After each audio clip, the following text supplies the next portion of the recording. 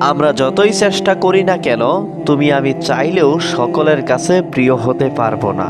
খেয়াল করে দেখবে, তুমি যখন একজনের কাছে ভালো হওয়ার চেষ্টা করো, তখন অটোমেটিক্যালি আরেকজনের কাছে খারাপ হয়ে যাও।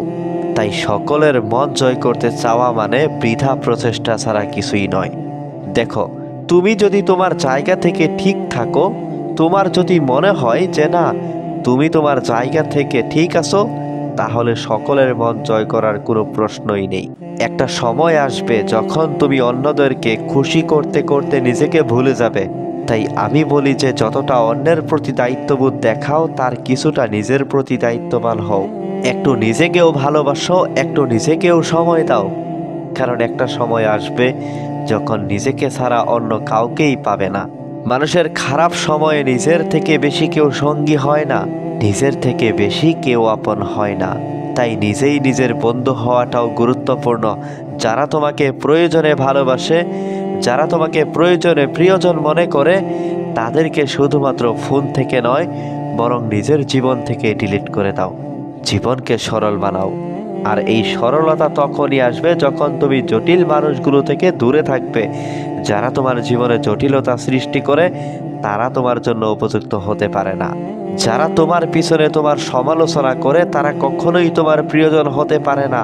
সত্যি বলতে, অনেক মিথ্যা সম্পর্ককে আমরা আপন বলে মনে করি, কিন্তু এই আপন মানুষগুলো আপদ বিপদের সময়ই পাশে থাকে না, এমনটাও হয়। তাই আপন শব্দটা এমন কোনো ক্ষেত্রে ব্যবহার করো না যেখানে ব্যবহার করার পরে শব্দেরই অপমান হয়। সবাই আপন নয়। আপন মানুষগুলো আপন আপন করে চিল্লায় না। আপন মানুষগুলো খারাপ সময়ে দূরত্ব বাড়ায় না। তাই সকলকে আপন ভাবার মতো ভুল কাজটি করতে যেও না। আমি বলবো না যারা তোমার খারাপ করেছে তাদের খারাপ চাও, কিন্তু আমি বলবো যারা তোমার সাথে খারাপ করেছে তাদের থেকে নিজের দূরত্ব বাড়াও। কারণ ধোঁকা দেয়া মানুষগুলো শুনেছি বারবার ধোঁকা দিতে পারে। আর তুমি তো জানো, নিজের জীবনের ভুলগুলো থেকে শেখা উচিত। কিছু মানুষ তোমাকে শিখিয়ে দিয়ে যায় যে সবাই আপন নয়। কিছু মানুষ তোমাকে শিখিয়ে দিয়ে যায় যে মুখের সামনেও মুখোশ থাকতে পারে। কিছু মানুষ বুঝিয়ে দিয়ে যায় যে তুমি সব পারো, কিন্তু মানুষ চিনতে পারো না। আর সত্যি, আমরা মানুষ চিনতে পারি না। এই কারণেই তো কিছু ভুল মানুষ আমাদের জীবনে আসে, আমাদের জীবনটাকে অগোছালো করে তছনছ করে চলে যায়। আসলে সম্পর্ক তখনই সুন্দর যখন তোমার খুশিতে তোমার সাথে জুড়ে থাকা মানুষগুলো খুশি হয়। এটা আবার কেমন সম্পর্ক যে তুমি কিছু অর্জন করেছো, তুমি কিছু অ্যাচিভ করেছো, তোমার জীবনে ভালো কিছু ঘটছে, ভালো কিছু আসছে, কিন্তু তোমার সঙ্গে থাকা মানুষগুলো খুশি নয়। এটা আবার কেমন সম্পর্ক? তবে কি বলতো, যখন জীবনের জটিলতাগুলো তোমার কাছে স্পষ্ট হয়ে যাবে, তুমি যখন সমস্ত বাধা বিপত্তিগুলোকে এগিয়ে কাটিয়ে জীবনের ভালো পর্যায়ে পৌঁছাবে, জীবনে নিজের উপরে কাজ করতে করতে নিজের জীবনে গ্রোথ আনতে শুরু করবে, তখন তুমি একটা জিনিসই খেয়াল করবে যে মানুষ হিংসা করে। খুবই কম মানুষই আছে যারা হাত ধরে টেনে তুলতে প্রেফার করে। বাদবাকি বেশিরভাগ মানুষই পা ধরে নিচে টেনে নামাতে অধিক পছন্দ করে। না, এমনটা নয় যে তারা চায় না যে তুমি এগিয়ে যাও। অবশ্যই তুমি এগিয়ে যাও, কিন্তু তাদের থেকে বেশি নয়। তুমি অর্জন করো, তুমি উপার্জন করো, তুমি ভালো থাকো, কিন্তু তাদের থেকে বেশি নয়। দেখো, আমি জানি আজ কথার মধ্যে অনেক নেগেটিভিটি আছে, কিন্তু কি করব বলো? সমাজটা তো এইভাবেই সাজানো হয়েছে। আজকের সমাজের দিকে তুমি যদি দেখো, তাহলে দেখবে তুমি কিছু করলেও বিপদ, না করলেও বিপদ। কারণ তুমি যদি কিছু না করো, তাহলে তোমাকে নিয়ে সমালোচনার ঝড় বয়ে যাবে। আর তুমি যদি কিছু করতে শুরু করো, তাহলে তোমাকে নিয়ে হিংসার বন্যা বয়ে যাবে। তবে কি বলতো, সমালোচনার শিকার হওয়ার থেকে হিংসার শিকার হওয়াটা অনেক ভালো। কারণ আমি শুনেছি হিংসা করলে সম্পদ বৃদ্ধি পায়, হিংসা করলে জীবনে উন্নতি হয়, মানুষ সুখী হয়। তার কারণ হিংসুক মানুষগুলো তো স্বয়ং উপরওয়ালারও অপছন্দ নয়। তাই সব থেকে ভালো, যারা যেমনটা করছে করতে দাও, যারা যেমনটা ভাবছে ভাবতে দাও। তুমি গোপনে নীরবে নিজের উপরে কাজ চালিয়ে যাও। মুখের জবাব মানুষ মনে রাখে না। যদি সত্যি মনে হয় যে যারা তোমাকে অপমান অপদস্থ করেছে তাদেরকে কিছু বলা উচিত, তাহলে আমি বলবো যে মুখের মাধ্যমে নয়, শব্দের মাধ্যমে দেয়া জবাব মানুষ বেশি দিন মনে রাখে না, নিজের কাজের মাধ্যমে দিও। দেখো, আজ যদি তুমি একা হয়ে থাকো, আমি বলবো না যে তুমি কোন বাজে সিচুয়েশনে আছো, আমি বলবো যে তুমি একদম জীবনের বাস্তবতাকেই উপলব্ধি করছো। কারণ তুমি যেমন একাই এসেছিলে, একাই যেতে হবে। একটা সময় পরে কেউ সঙ্গ দেবে না, কেউ সঙ্গে থাকবে না, কেউই সঙ্গে যাবে না। আর দিন শেষে তুমি নিজেও এটা জানো যে একা থাকতে থাকতে যখন কোনো মানুষ ভালো থাকার কারণটা খুঁজে পায়, ভালো থাকতে শুরু করে, তখন খুবই কম মানুষেরই প্রয়োজন পড়ে। যদি একা হয়ে গিয়ে থাকো, তাহলে একাকিত্বকে উপভোগ করো, একাকিত্বকে অনুভব করো, এটাকে নিজের মতো করে পরিচালনা করো।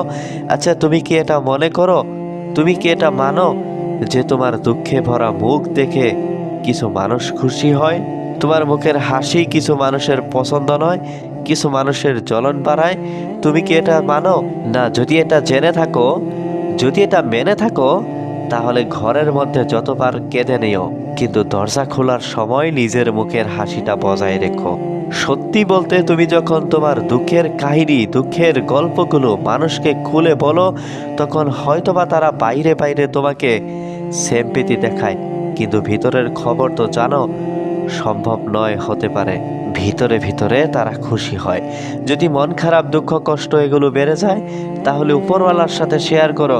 কারণ জীবনের সমস্যাগুলো তাকেই খুলে বলা উচিত যে সমাধান দিতে পারবে, আর উপরওয়ালার থেকে বড় সমাধান তোমাকে কেউ দিতে পারবে না।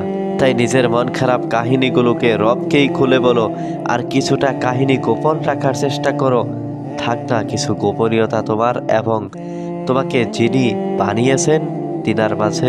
কেন তুমি তোমার শত্রুদের খুশি করবে তোমার দুঃখে ভরা মুখটা সামনে এনে? তুমি মানো বা না মানো, এটা বাস্তব যে তোমার ওই মুখের সামান্য মুচকি হাসি তোমার শত্রুর বুকে জ্বলন ধরাতে সক্ষম। তাই অলওয়েজ মুখের হাসিটা বজায় রাখো। কারণ আমি শুনেছি, তুমি যেটাকে নিজের জীবনের অভ্যাস বানাবে, সেটাই তোমার জীবনের অংশ হতে শুরু করবে। যখন তুমি তোমার মুখের হাসিটা বজায় রাখবে, তখন সেটা তোমার জীবনের অংশ হতে শুরু করবে। দেখো, ভালো থাকার প্রতিযোগিতায় সবাই সমস্যা থেকেই বাঁচতে চায়, কিন্তু সমস্যা এমন এক জিনিস যেটা পিছু ছাড়ার নয়। সমস্যা অলওয়েজ থাকবে, কিন্তু সমস্যাকে সাইডে রেখে মুখের ভাবমূর্তি পাল্টে ফেলে নিজেই নিজেকে বলতে হবে, নিজেই নিজেকে বলতে হবে যে জীবনে এর থেকেও খারাপ তো হতে পারতো। যখন হয়নি, তখন নিজেই নিজেকে কেন খারাপ ভাববো? যতদিন এই পৃথিবীতে আসি, ততদিন বর্তমানকে নিয়েই বেঁচে থাকবো। কারণ যে অতীত তোমাকে কষ্ট দেয়, তোমার মন খারাপের কারণ হয়, তোমার দুঃখ বাড়ায়, সেই অতীত আর যাই হোক তোমার জন্য ভালো নয়। আর যে অতীত তোমার জন্য ভালো নয়, সেই অতীত বেশি দিন মনে রাখাটা উচিত নয়। তুমি নিজেও দেখেছো, আমি নিজেও দেখেছি যে কিছু মানুষ অতীত এবং ভবিষ্যৎকে নিয়ে এতটাই ব্যস্ত থাকে, এতটা ব্যস্ততা দেখায় যে নিজের বর্তমানটাকেই ভুলে যায়। কিন্তু মজাদার বিষয় হচ্ছে যে মানুষ না তার অতীতে যেতে সক্ষম হয়, না তার ভবিষ্যতে যেতে সক্ষম হয়, বরং যে বর্তমানটা হেলায় হারায়, সেই বর্তমানটাই বাস্তবতা, বাকি সব মিথ্যা কথা। তাই সব থেকে ভালো হয় যে আজকের দিনটাকে উপভোগ করো, অনুভব করো। এই দিনটা কখনো ফিরে আসবে না, এমন চিন্তা ভাবনা নিজের মধ্যে ডেভেলপ করো। কারণ এটাই বাস্তব, এটাই সত্য। এই দিনটা চলে গেলে আর কখনোই ফিরে আসবে না। আলাদাভাবে মানুষের জীবনে সুখ শান্তি আসে না, প্রত্যেকটা মানুষের জীবনে আপস ডাউন ভরা। এই পৃথিবীটা চিরস্থায়ী দুঃখের ঠিকানা নয়, আবার এই পৃথিবীটা চিরস্থায়ী সুখের ঠিকানাও নয়। এটা এমন একটা জায়গা যেখানে ব্যালেন্স করেই চলতে হয়, কারণ পৃথিবীটা টিকে আছে ব্যালেন্সের উপরে। এখানে প্রত্যেকটা প্রফেশনের মানুষের প্রয়োজনীয়তা আছে। হ্যাঁ, ক্ষুদ্র মস্তিষ্কের মানুষগুলো একে অপরকে দেখে ঘৃণা করে, নিন্দা করে, কিন্তু এটা এমন একটা পৃথিবী যেখানে সকল মানুষের প্রয়োজন আছে।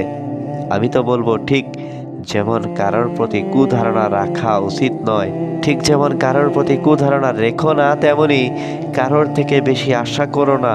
কে জানে তোমার অতিরিক্ত আশা হয়তো বা নিরাশার কারণ হবে, কে জানে তোমার অতিরিক্ত আশা হয়তো বা হতাশা বৃদ্ধি করবে, তোমার দুঃখের পরিমাণ আরো বেশি বাড়াবে। শুরুতে তোমাকে যেটা বলেছিলাম সেটা আবারও বলছি, যে যারা যেমনটা ভাবছে যারা যেমনভাবে চলছে চাচ্ছে চলতে দাও, ভাবতে দাও। তুমি শুধু নিজেকে নিজের মতো করে গুছিয়ে নাও। অন্যের থেকে অতিরিক্ত আশা ছেড়ে দাও। জীবনে ভালো সময় আসবে এমন ভেবে ভেবে নিজের বর্তমানকে হেলায় হারিও না। আর জীবনটা সুন্দর এমন ধারণা নিজের অন্তরে জন্ম দাও। কারণ ওই যে তোমাকে বললাম, তুমি যেমনটা ভাবতে শুরু করবে তোমার জীবনটা তোমার কাছে তেমনই শুরু করবে। আর যদি বিষয়টা এমনই তাহলে নিজের বিষয়ে কি পজিটিভ ধারণা রাখা উচিত নয়? প্রশ্ন তো নিজেকে করাই যায়। অন্যদের নেগেটিভিটি নিজের মনে আশ্রয় দিও না।